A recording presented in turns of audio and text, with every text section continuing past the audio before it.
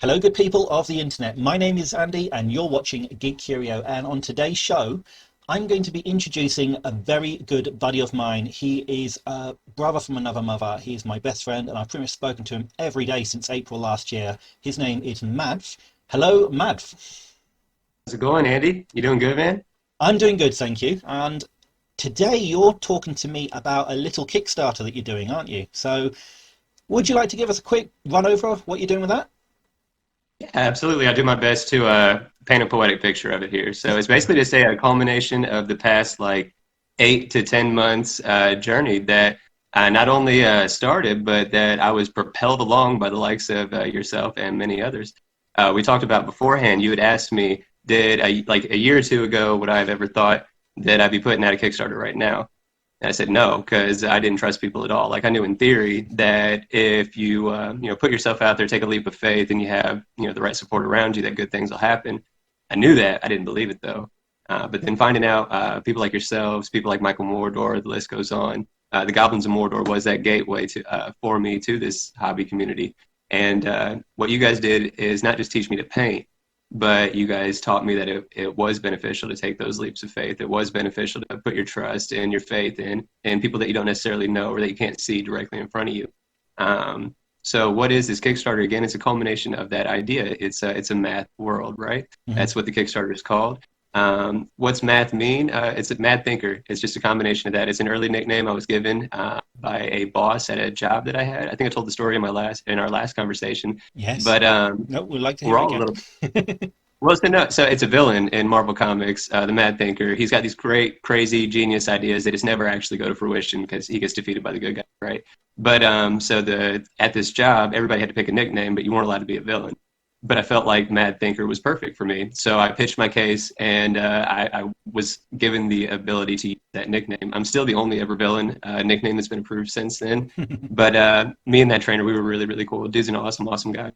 But so Mad Thinker was always like my gaming moniker moving forward. And then in a couple games, I couldn't be Mad Thinker because someone else was already Mad Thinker.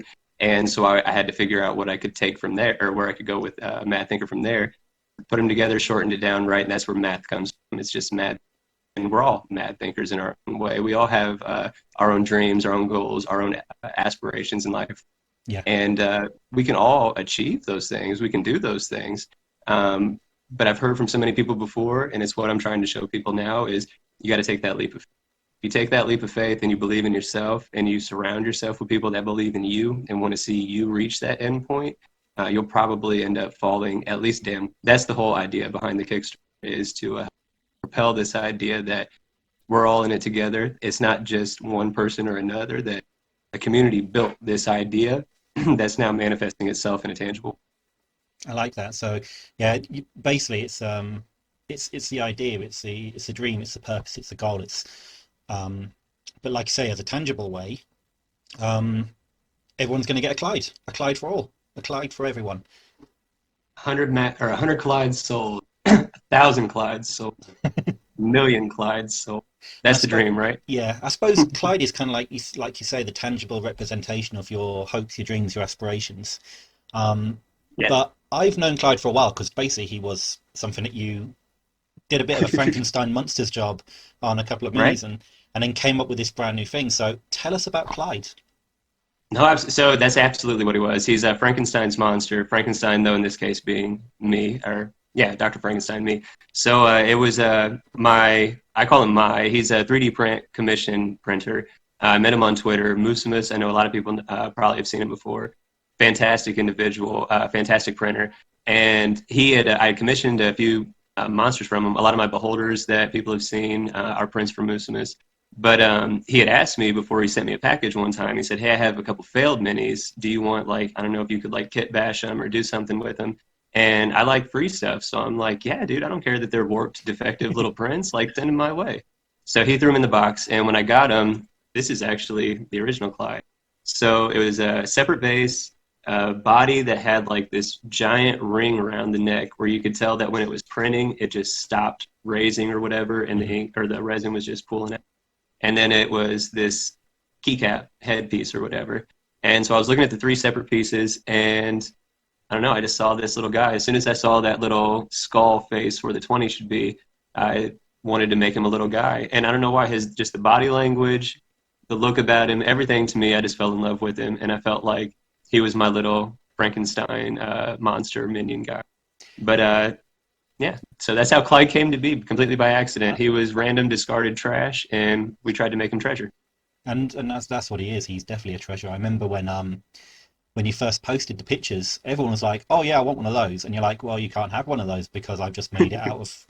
I actually remember your kit bashing phase as well because you were doing all sorts of crazy stuff, sticking angel wings on turtles, and that I was a made wild the ride, man. Right? That was when I had the majority of my initial batch of incredibly cheap bulk minis that I got off Amazon, Yes. and I had like 8 of the same things, just repetition after repetition. So I decided, how can I get rid of a bunch of these duplicates?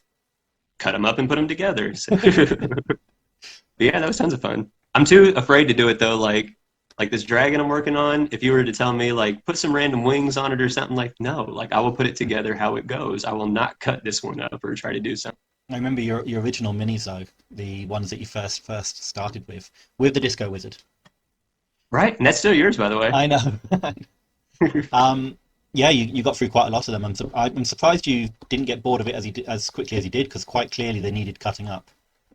In But all honesty, that was one of those initial inflection points or whatever for me. So I got through a whole bunch of those initial cheap minis, and they were cool, whatever. But then I bought like 2 Reaper minis because there was one I wanted for a character I had made, and one for my little that he wanted. It's a little Dragar or whatever. What are they called? The Dragon people or whatever, Dragon folk or Dragonborn. whatever. Yeah, Dragonborn. So it was a little Dragonborn mini. So I painted those, and I was like, painting good minis is really nice. It's way different than painting not good minis.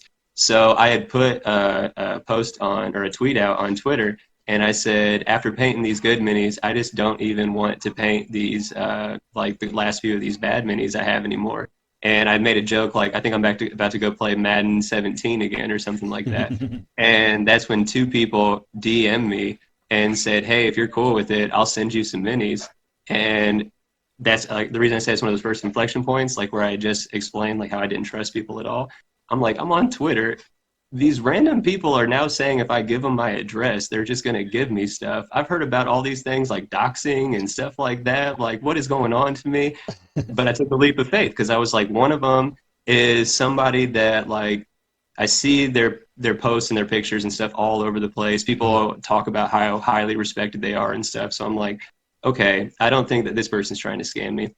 And then the first person actually that reached out, I'm like, they might not be as quote like reputable on that scale for like their production, but I don't see any red flags anywhere. Like I creeped on their Twitter and stuff. I'm like, they seem like a pretty legitimate good person. So I took that first leap of faith, and handsomely was I rewarded. And it opened my eyes that like there's really good people out in the world that legitimately just want to help propel somebody new at something to see how far maybe they could take it. That was one of those first points that made me realize like, this is an awesome community, not just hobby and how great the hobby it is itself, but just everybody that's within and involved. And I love like the TTRPG solidarity stuff that's going around Twitter right now. I don't know if you've seen it, but I just love everything that's about. It should all be, that's how it should be in my opinion. It's a family uplifting each other. Yeah.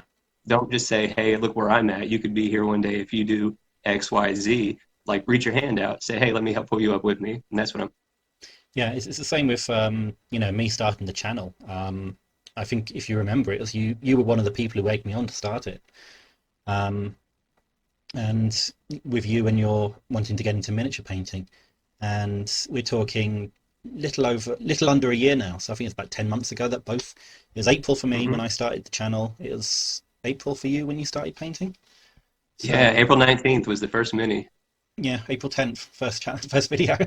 So Right, look where we've come in that time. right. And I'm just over the moon that you've got the Kickstarter. I can't wait till it starts. When does the Kickstarter actually release then? When does it go live? So yeah, I thought I'd be slick. It's deliberate. It's March 19th. That's like my The slick payday. deliberate part. That's when what? That's my payday. Yes. Okay, but see, this is where it was bad. Maybe I was reading and it said that for when you launch a Kickstarter, don't do it on Fridays because people are going to pay their bills first, and you should do it on like a Tuesday.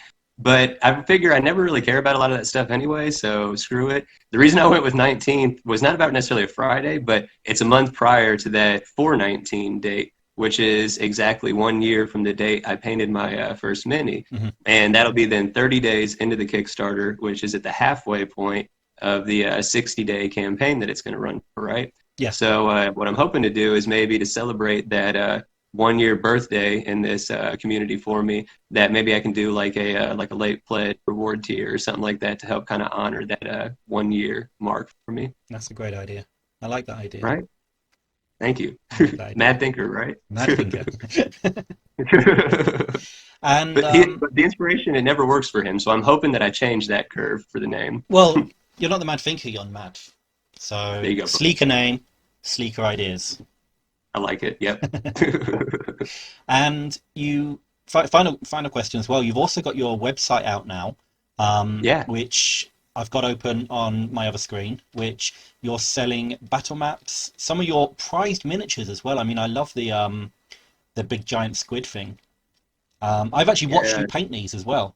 I've literally over the past year I've watched you paint these, and also these battle maps are absolutely fantastic. I remember the red lava one. Everyone was getting excited when you were putting that one together. In all honesty, the battle maps are probably my favorite. Like, Mm. I grew up as a cartoonist. I love drawing cartoons. And I know it's not really that similar, but to me, that's kind of like sitting down with a sketch pad and a pencil. That's kind of like what I do on the computer when I'm making those battle maps, is a lot of times I want them to be applicable to games so people can actually have a purpose for wanting them other than aesthetics. But aesthetics is top of my mind when I'm making them. I'm trying to make them look cool, artsy, unique, whatever. But I love the battle maps, and yeah, so on the website, that's actually also to tie it with the Kickstarter. Mhm. That's how the rewards, in large part, are redeemed. So you can search on the website through the collections in the shop, and you'll see that there's two separate collections. One's battle maps, and one's called It's a Math World. Mhm. And so for the people that back the Kickstarter that are solely looking for, or also including battle maps in their pledge package. Battle maps, when you go to redeem them, you'll be emailed a unique discount code.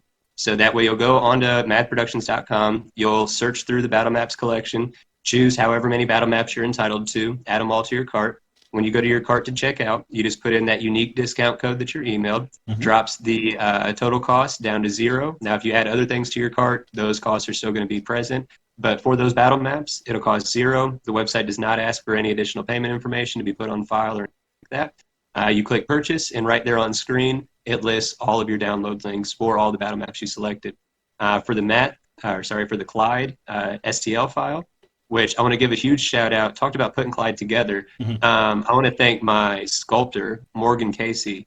Dude literally came out of nowhere and said, I think I could maybe help you out.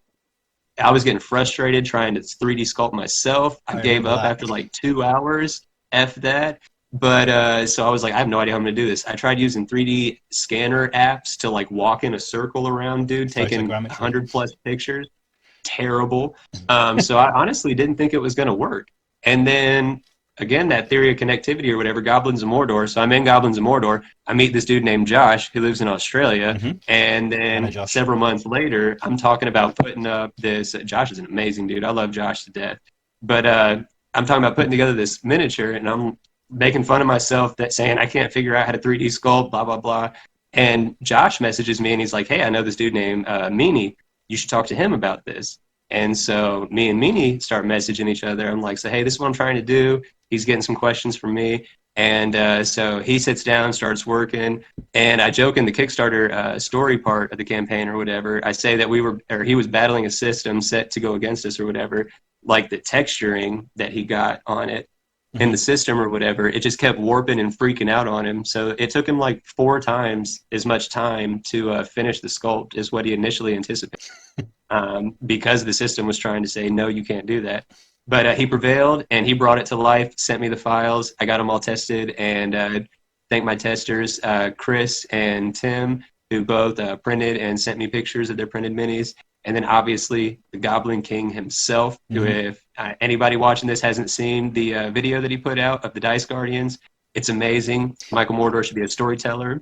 I will link that video in this one for him, for you as well. Awesome. So But yeah, so it's a great Morgan, in story. all honesty, he's the this is the joke I was going to put on Twitter, but I decided not to, so I'll just put it on this video so only a few people will see the joke. So Morgan is like the baby dad of Clyde because he created like the file. But then Chris, for the 63 Clydes that he sent me that I put pictures up of this morning, Yeah. he created all those because I don't have a 3D printer myself, right? So that means Chris is kind of like the baby mom of Clyde. So I'm kind of like the overall like creator of the universe. You're But God. really, for these, I didn't want to say it because it's sacrilegious, but I know, you but made it. I'll say it. I'll say it. It's okay. But you said, but really for this Clyde, that when people go to the Kickstarter and they pledge to get an actual printed Clyde, if they don't have a printer themselves to just get the file, the product of Morgan coming through in the clutch because he's a phenomenal 3D sculptor, and I very much so look forward to working with him in the future. Shameless plug. It's a Math World. There's a whole line of miniatures that are coming. Clyde the Dice Guardian is first, so definitely be on the lookout for more characters in the future. But Morgan is phenomenal. If it wasn't for him, I wouldn't have these files. And Chris is equally phenomenal. Everything else he's already done for me. But then to go ahead and birth these physical Clydes that I have in my hand, including this, he surprised me with this giant one. Yeah, it's big. But, right? Like, these are phenomenal. And that, again, harkens back to you put some faith in some strangers on the internet, and sometimes you like get legitimate rewards. That's excellent. Well, like you said, the Kickstarter starts on March 19th. Yep. We can check out your progress on your Twitter feed as well as your website, which I will link down below in the descriptions. But definitely check out Madth's website, Madth Productions. I definitely need a hoodie, although it's starting. The snow stopped in the UK now, so might go for a long t-shirt instead. Yes, I want one of those. Right? Although to be fair, I like this boy. This one's nice, but that tealish battle map hoodie that I have of my beach face battle map, I don't know if you've seen those pictures. That's probably my favorite hoodie. I like the logo. I absolutely love the logo. I'll have to speak to you offline about how you did that because I think it's absolutely fantastic. No, let me plug him right now. Okay. At Cartyon. I don't know if I say that right. CartYoun. Phenomenal commission artist. He's the one who actually took a picture of Clyde and made him digital. Yeah. And then I know a lot of people have seen the account RPG Apparel at Apparel RPG. Shameless plug on this. He actually took one of my shirts as well, or one of my battle maps, the False King's Vault, and made it into a shirt that's going to be included in a fairly awesome giveaway that's coming up here soon. It's got earrings from an earring maker. It's got some D&D themed coffee and candles and other apparel. But Apparel RPG is the one who took Cartyon's kind of cartoon digital picture and then turned it into the more, I don't want to say refined because that has like a negative connotation, but sharpened it up, I guess, and then put the Madth Productions texture. Highlighted it. There you go. Stylized, yeah. But so it was those two. Those two are phenomenal. And again, they were people. I put something out in a post on Twitter, and they reached out to me, said, "How can we help?" And people, amazing, incredible people. Excellent. I'm forever grateful for them. Well, like I say, thank you ever so much for making it on the show, and all the very best with the Kickstarter. I promise you, I want to be #1 on the Kickstarter list, and I know I got to beat Tim because Tim has got a thing about being #1. Fair enough. Well, make sure to sign up. There's a pre-launch page where you can get email notified whenever it does go live. But yeah, March 19th. Bro, Andy, thank you so much for letting me take time on your platform here. Thank you for talking to me and let me talk about myself. It's been an absolute honor and an absolute pleasure. And I'll speak to you again soon. Take care. Yes, sir, brother.